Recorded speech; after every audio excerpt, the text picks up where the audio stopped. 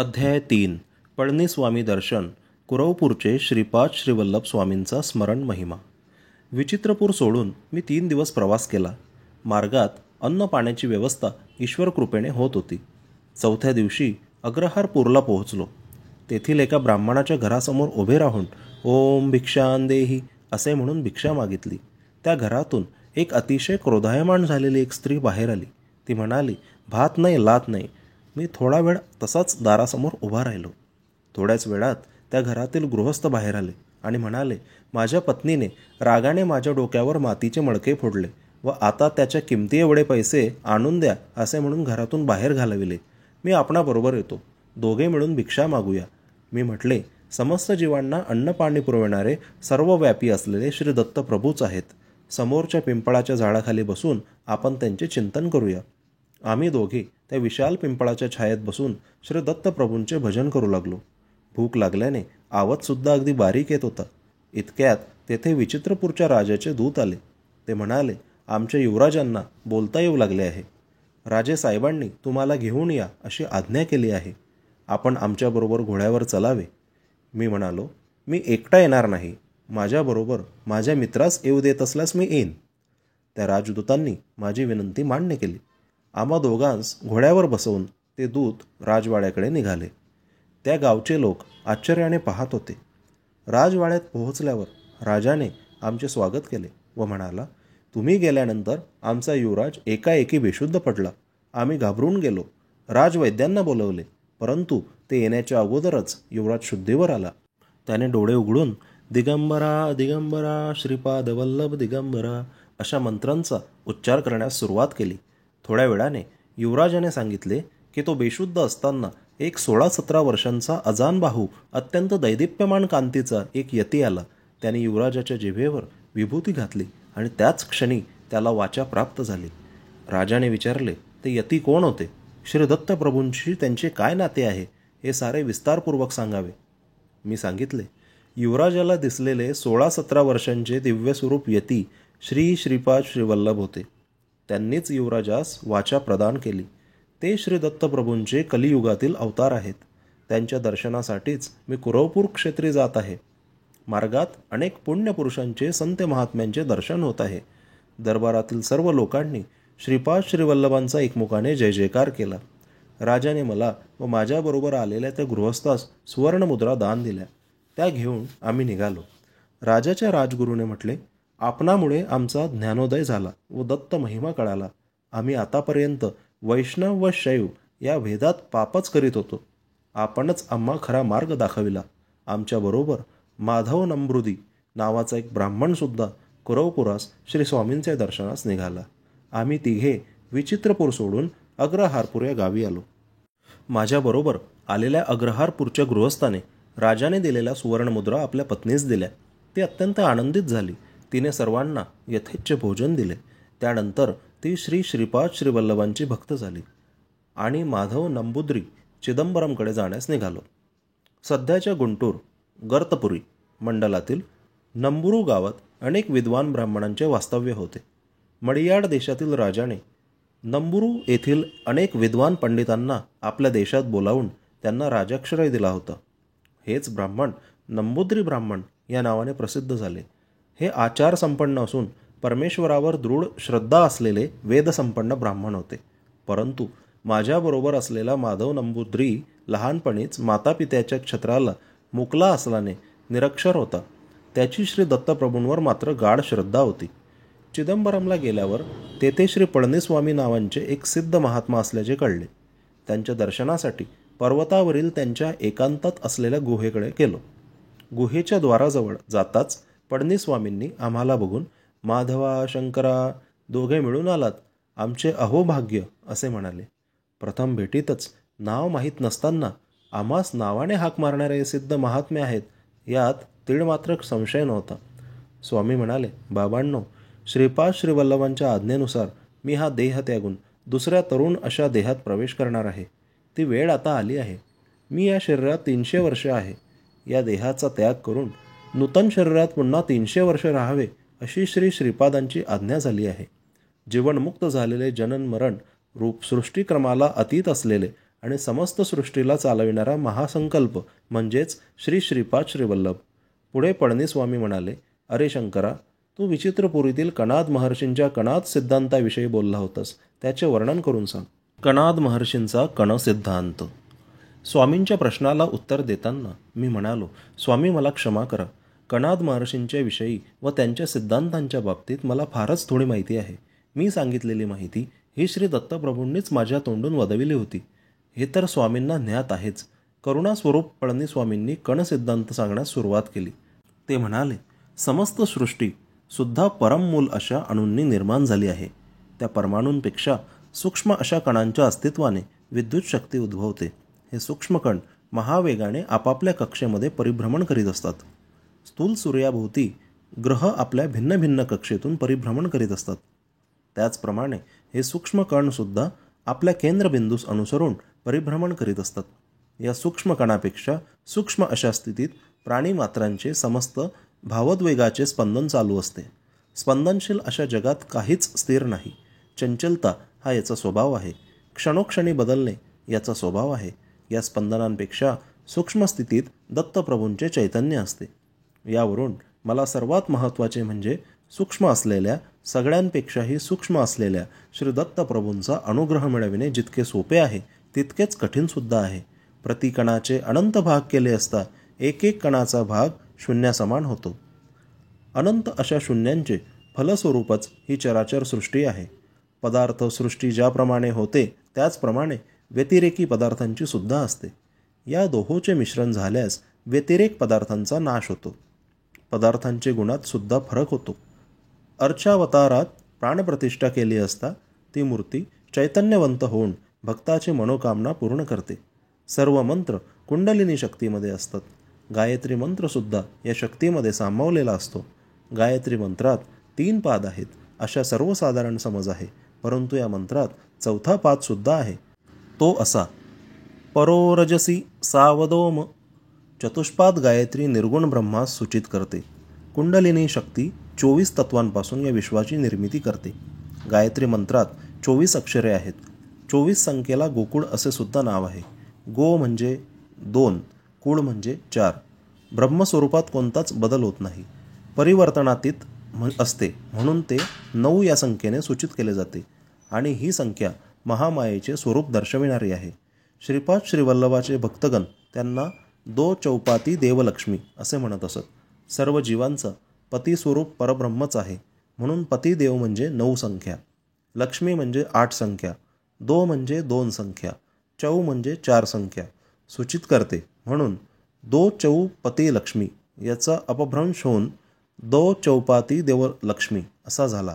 हे सर्व जीवांना 2, 4, 9, 8 या संख्येची आठवण करून देत असे. गोकुळामध्ये परब्रह्म पराशक्तीच हे श्रीपाद श्रीवल्लभ या रूपानेच आहे. श्रीकृष्ण परमात्मा हे श्रीपाद श्रीवल्लभच आहेत. गायत्री मंत्राचे स्वरूप त्यांच्या निर्गुण पादुके समान आहे. स्वामी पुढे म्हणाले, बाबा शंकरा, स्थूल मानव शरीरात 12 प्रकारचे भेद आहेत. सर्वांना अनुभवास आलेले स्थूल शरीर सूर्याच्या प्रभावात आलेले आहे. श्रीपाद श्रीवल्लभ पिठिकापुरम येथे मानव शरीराने अवतार घेण्यापूर्वी सुमारे 108 वर्षे या प्रदेशात आले होते. त्यांनी माझ्यावर अनुग्रह केला होता. सध्या ज्या रूपात ते कुरवपूर क्षेत्रात आहेत त्याच रूपात तेव्हा ते येथे आले होते. त्यावेळी आश्चर्यकारक घटना घडली. हिमालयातील काही महायोगी बद्री केदार तीर्थक्षेत्रातील बद्रीनारायणाची ब्रह्मकमळे अर्पण करून पूजा करीत होते. ती बद्रीनारायणाच्या चरणी वाहिलेली ब्रह्मकमळे श्रीपाद श्रीवल्लभांच्या चरणांवर येऊन पडत. हे दृश्य स्वतः आम्ही स्वतःच्या नेत्राने पाहिले होते. पळणीस्वामींच्या त्या दिव्य वक्तव्याने मी अगदी भारावून गेलो. अंगी रोमांच उठू लागले. मी त्यांना विचारले, ब्रह्मकमळ म्हणजे काय? ते कुठे मिळतात? त्या फुलांनी पूजा केली असता श्री दत्तप्रभू संतुष्ट होतात असे आपल्या सांगण्यावरून कळाले.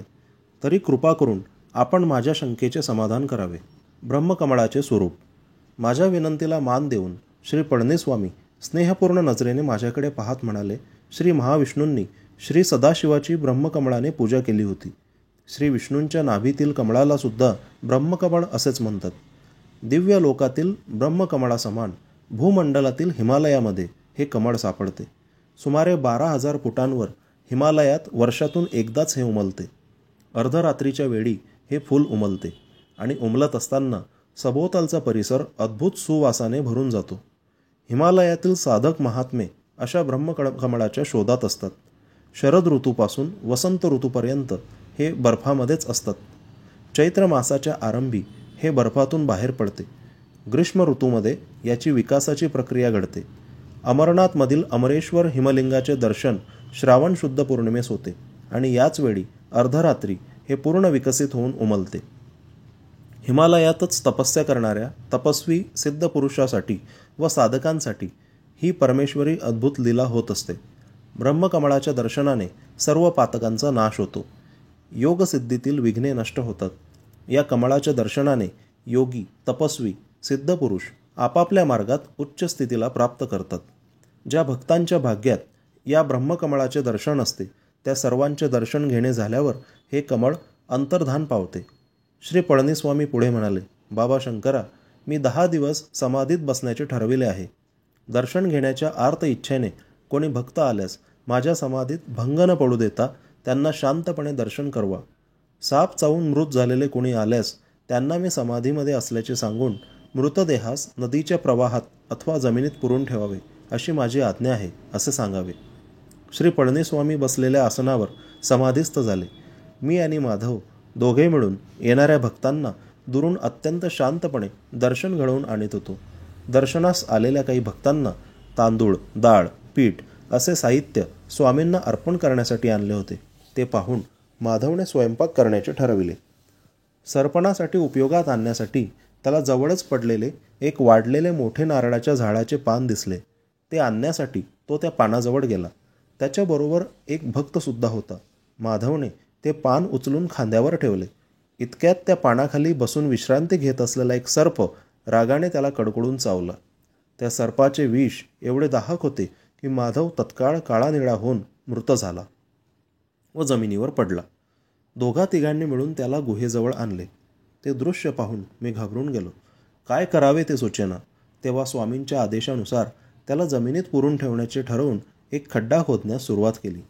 इतर भक्तांनी मला मदत केली. त्या खड्ड्यात तो मृतदेह ठेवून मी आलो. तेवढ्यात तेथील गावातील काही लोक एक 17-18 वर्षांच्या सर्पदंशाने मृत झालेल्या मुलास घेऊन आले. प्रथम माधवची दुर्घटना, नंतर ही दुसरी घटना पाहून मला रडू आवरेनासे झाले.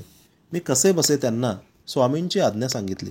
गावातील लोकांनी गुहेजवळच एक खड्डा खोदून त्या मुलास त्यात झोपविले. रोज स्वामींच्या दर्शनाला 3-4 लोक येत असत. त्यांना मी दर्शन घडवून आणीत असे. असे 10 दिवस गेले. 11व्या दिवशी ब्रह्ममुहूर्तावर श्री पळणीस्वामी आपल्या समाधीतून बाहेर आले आणि माधवा माधवा अशा हाका मारू लागले. मी रडत रडत झालेली घटना त्यांना सांगितली. स्वामींनी मला समजविले. त्यांनी योगदृष्टीने माझ्याकडे पाहिले. तेव्हा माझ्या पाठीच्या कण्यात थोडे चलनवलन झाल्यासारखे वाटले व ते दुखू लागले. नंतर पुन्हा एकदा अगदी प्रसन्न चित्ताने माझ्याकडे पाहिले आणि माझी सारी वेदना नष्ट झाली. स्वामी मला म्हणाले, बाबा शंकरा, माधवला श्रीपाद श्रीवल्लभांचे दर्शन स्थूल शरीराने होणार नव्हते. त्यामुळे त्याचे सूक्ष्म शरीर गेल्या 10 दिवसांपासून कुरवपुरात असलेल्या श्रीचरणांच्या सानिध्यात आहे. काही झाले तरी त्याची इच्छा पूर्ण झाली. श्रीपाद श्रीवल्लभांची लीला अगाध आहे. ती कोणी ओळखू शकत नाही.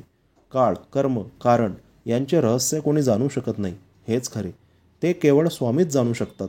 माधवला पुन्हा स्थूल शरीरात आणण्याचे काम प्रभूंनी मजवर सोपविले आहे असे श्री पळणीस्वामी म्हणाले.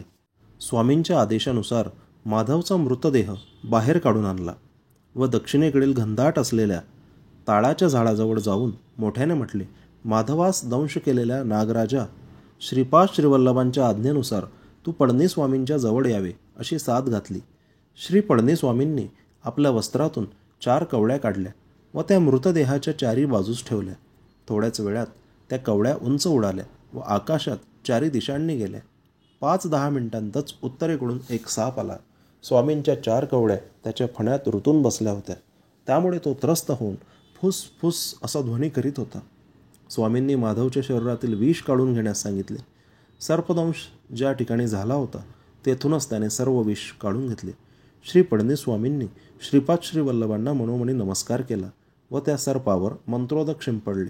तो सर्प स्वामींच्या पदकमलांना स्पर्श करून व त्यांना 3 प्रदक्षिणा घालून निघून गेला. श्री दत्त भक्तांना अन्नदान केल्याचे फळ. श्री पळणीस्वामी म्हणाले, अरे शंकरा, हा साप गेल्या जन्मी एक स्त्री होता. तिने आयुष्यात थोडे पाप आणि थोडे पुण्य केले होते. तिने एका दत्तभक्ताला जेवू घातले होते. हा पुण्याचा भाग होता. यथाकाली तिने देह सोडल्यावर यमदूत तिला यमराजांकडे घेऊन गेले. तिला यमराज म्हणाले, तू एकदा एका दत्तभक्तास जेवण दिलेस, त्याचे विशेष पुण्य तुला लाभले आहे. तुला पाप प्रथम भोगायचे आहे का पुण्यफल? ती स्त्री म्हणाली, थोडे आहे ते मी प्रथम भोगते. त्याप्रमाणे तिला पाप योनीत सर्पाच्या योनीत जन्म मिळाला. तिची वृत्ती सर्वांना हानी करण्याची असल्याने वाटेत जो कुणी आडवा येईल त्याला ती चावत असे. ती स्त्री मानव जन्मात रजोगुणी असल्याने तिच्या केवळ जवळ गेलेल्या माधवास तिने दंश केला होता. तिच्या पूर्व पुण्याईनेच माधवास तिने दंश केला होता. माधव मात्र पूर्वजन्मीच्या पापामुळे मरणासन्न अवस्थेत गेला होता. कालांतराने श्रीपाद श्रीवल्लभांच्या कृपेने त्या स्त्रीची सर्पयोनीतून मुक्तता झाली. योग्य व्यक्तीस केलेल्या अन्नदानाचे फळ. श्री दत्तप्रभू अल्पसंतोषी आहेत. थोड्या सेवेवर ते भक्तास प्रसन्न होऊन अमाप फळ देतात. श्री दत्तांच्या नावाने कोणाही व्यक्तीस अन्नदान केल्यास व जर ती व्यक्ती योग्य असल्यास त्या अन्नदानाचे विशेष फळ लाभते. अन्नाच्या थोड्या भागाने मन बनते. अन्नदात्याचे मन, बुद्धी, चित्त, अहंकार, शरीर मंगलस्पंदनाने भरून जाते. यामुळे त्याच्यात लोकांना आपणाकडे आकृष्ट करण्याची शक्ती उत्पन्न होते. पुढे पळणीस्वामी म्हणाले, इच्छित वस्तूची समृद्धी म्हणजेच लक्ष्मीचा कृपा कटाक्ष. ही सृष्टी सगळीच सूक्ष्मस्पंदनाने सूक्ष्म नियमांनी चालत असते. श्रीपाद श्रीवल्लभांचा महिमा. श्रीपाद श्रीवल्लभांचे नामस्मरण लक्ष्मी, धन, ऐश्वर्य, समाधान प्रदान करणारे आहे. त्यांच्या अनुग्रहितांच्या भाग्याचे काय वर्णन करावे. श्री चरणांच्या अनुग्रहानेच 10 दिवस जमिनीत पुरलेल्या माधवच्या शरीरास काही झाले नाही. त्याला प्राणदान करणाऱ्या श्रीपाद श्रीवल्लभांची करुणा, दया, भक्तप्रेम हे शब्दांनी वर्णन करता येत नाही. माधवामध्ये चैतन्य येऊ लागले. त्याने तहान लागल्यामुळे पाणी मागितले. श्री पळणीस्वामींनी त्याला समजावून प्रथम तूप पिण्यास दिले. ते घेतल्यावर फळांचा रस दिला आणि थोड्या वेळाने पाणी दिले. नाग लोकांचे वर्णन. माधव पुनर्जीवित झाल्याने आमच्या आनंदाला सीमा राहिली नाही. माधवाने आपला अनुभव सांगण्यास सुरुवात केली. मी सूक्ष्म शरीराने कुरवपुरात पोहोचलो आणि श्रीपाद श्रीवल्लभांचे दर्शन घेतले. श्रीपाद श्रीवल्लभ आजान बाहू आहेत. त्यांचे नेत्र विशाल आहेत. त्या नेत्रामध्ये जीवांच्या प्रति करुणा, दया, प्रेम निरंतर प्रवाहित होत असते. मी स्थूल देहधारी नसल्यामुळे तेथील स्थूल देहधारी भक्तांना मी दिसत नव्हतो. श्रीवल्लभांनी कुरवपुरातील त्या द्वीपाच्या मध्यभागी जा अशी आज्ञा केली. मी श्रीवल्लभांचे नामस्मरण करत त्या द्वीपाच्या मध्यभागांतून खोलामध्ये गेलो. भूमीमध्ये खोलात भूकेंद्राजवळ अनेक प्रासाद, वरांडे असल्यासारखे भासले. ते पाताळ लोकच आहे अशी खात्री झाली. स्थूलता पाहणाऱ्याला स्थूलरूप पदार्थच दिसतात. माझ्यासारख्या सूक्ष्मरूपधारित शरीराला सूक्ष्मरूप असलेले लोक दिसले. तेथे असणारे लोक नागजातीचे असून कामरूप धारण केलेले होते. त्यांना इच्छा असलेले रूप धारण करण्याची शक्ती होती. त्यांना साधारणतः नागरूपातच संचार करणे आवडे. तेथे मी अनेक महासर्पांना पाहिले. काही सर्पांना 1000 फणे होते. फण्यावर मणी असून त्या मण्यातून दिव्य तेज प्रसारित होत होते. अन्य नाग योगमुद्रेत असल्यासारखे फणे उकलून मौन मुद्रेत होते. आश्चर्य असे की त्यातच एक महासर्प होता. त्या सर्पाला 1000 फणे होते. त्या महासर्पावर श्रीपाद श्रीवल्लभ श्री महाविष्णूंसारखे शयन करीत होते. तेथे असलेले महासर्प वेदज्ञान करीत होते. चिदानंद स्वरूपाने स्वामी ते गायन ऐकत होते. माझ्या बाजूला असलेल्या एका महासर्पाने श्री दत्तप्रभूंचा महिमा सांगण्यास सुरुवात केली. श्री दत्तात्रयांचा महामहिमा. तो म्हणाला, श्री दत्तप्रभू नेपाळ देशात असलेल्या चित्रकूटातील अनुसूया पर्वतावर अत्री अनुसूयेच्या पुत्ररूपाने पूर्वयुगात अवतरले. ते अवतार न संपवता सूक्ष्म रूपात निलगिरी शिखरावर, श्रीशैल शिखरावर, शबरगिरी शिखरावर, सह्याद्रीमध्ये संचार करीत असतात. त्यांनी नाथ संप्रदायातील गोरक्षनाथाला योगमार्गाचा उपदेश दिला. ज्ञानेश्वर नावाच्या योग्याला खेचरी मुद्रेत बसलेल्या निराकार योगी रूपात दर्शन दिले. श्री दत्तप्रभू देशकाळाहून अतीत आहेत. श्री प्रभूंच्या सानिध्यात आम्हाला भूत, भविष्य, वर्तमान हे वेगवेगळे दिसत नाहीत. सगळेच नित्य वर्तमानच असते. अनघासमेत दत्तात्रयांचे दर्शन. तो महासर्प पुढे म्हणाला, बाबा माधवा, आम्हाला कालनाग ऋषीश्वर म्हणतात. श्री दत्ताने हजारो वर्ष राज्याचे परिपालन केल्यानंतर त्यांनी त्यांचे रूपास गुप्त ठेवण्याचा विचार केला. ते काही वर्षे नदीमध्ये अदृश्य राहिले. त्यानंतर ते पाण्यावर आले. आम्ही अनुचर परत आमच्याबरोबर येतील म्हणून तेथेच वाट पाहत होतो. परंतु ते आमच्यापासून लपण्याचा प्रयत्न करीत होते. ते आम्हाला माहीत होते. ते परत जलसमाधीत जाऊन थोड्या कालांतराने वर आले. त्यावेळेस मात्र त्यांच्या हातात मधुपात्र होते. दुसऱ्या हातात 16 वर्षांची सुंदर कन्या होती. मधुपान करून सदैव गुंगीत असणाऱ्या आणि स्त्रीच्या दास्यात असलेल्या व्यक्तीस आपण आतापर्यंत भ्रमाने आपले दैवत मानले होते या विचाराने आम्ही तेथून परतलो. त्याचवेळी ते दोघेही अदृश्य झाले. ते अदृश्य झाल्यावरच आम्हाला ज्ञानोदय झाला. त्यांच्या हातातील मधुपात्र हे योगानंद स्वरूप असलेले अमृत आणि ती सुंदरी स्त्रीशक्ती रूपिणी अनघा लक्ष्मी देवी आहे याचे आम्हाला स्मरण झाले. पुनरूपी त्यांनी या भूमीवर अवतार घ्यावा यासाठी आम्ही घोर तपश्चर्या केली. आमच्या तपश्चर्येचे फलस्वरूप श्री दत्तात्रयांनी पिठिकापुरात श्रीपाद श्रीवल्लभ या नावाने अवतार घेतला. श्री कुरवपुराचे वर्णन. श्री दत्तात्रय प्रभू त्या दिवशी ज्या जागेत स्नानासाठी पाण्यात उतरले होते तीच जागा म्हणजे हे आजचे परमपवित्र कुरवपूर आहे. ते जलसमाधीमध्ये असताना आम्ही सुद्धा आमच्या सूक्ष्म स्पंदनाने या सूक्ष्म लोकात योग समाधीमध्ये होतो. कौरवांचा आणि पांडवांचा मूळ पुरुष कुरु महाराजाला ज्ञानोपदेश झालेले कुरवपूर हे पवित्र स्थळ आहे. बाबा माधवा या कुरवपुराचे महात्म्य वर्णन करण्याचे सामर्थ्य आदिशेषास सुद्धा नाही. सदाशिव ब्रह्मेंद्रांची पूर्वगाथा. श्रीपाद श्रीवल्लभांच्या श्रीचरणांना मी अत्यंत नम्र भावाने नमस्कार केला. त्यावेळी प्रभू अत्यंत करुणापूर्ण अंतरंगाने म्हणाले, वत्सा, हे दिव्य भव्य दर्शन म्हणजेच फार मोठा अलभ्य योगच आहे. तुला बोललेला एक महासर्प येणाऱ्या शताब्दीत ज्योती रामलिंगेश्वर स्वामी या रूपाने अवतरून ज्योतिरूपानेच अंतर्धान पावेल. तुझ्याशी बोललेलाच दुसरा महासर्प सदाशिव ब्रह्मेंद्र या नावाने येणाऱ्या शताब्दीत भूमीवर अवतार घेऊन अलेख लीला दाखवेल. श्री पिठिकापूरसुद्धा माझे अत्यंत प्रिय स्थान आहे. पिठिकापुरात मी जन्मलेल्या माझ्या मातेच्या गृहात माझ्या पादुकांची प्रतिष्ठापना होईल. माझा जन्म कर्म अत्यंत दिव्य आहे. ते एक गोपनीय रहस्य आहे. तू श्री पिठिकापुरातील माझ्या पादुका प्रतिष्ठा स्थळापासून पाताळात जाऊन तेथील तपोनिष्ठ असलेल्या कालनागांची भेट घेऊन ये. श्री पळणीस्वामी मंद हास्याने म्हणाले, बाबा माधवा, पिठिकापुरातील कालनागांविषयी चर्चा नंतर करू. आपण सत्वरच स्नानाची पूर्ती करून ध्यानास बसावे अशी श्री श्रीपाद वल्लभांची आज्ञा आहे. श्रीपाद श्रीवल्लभांचा जय जयकार असो.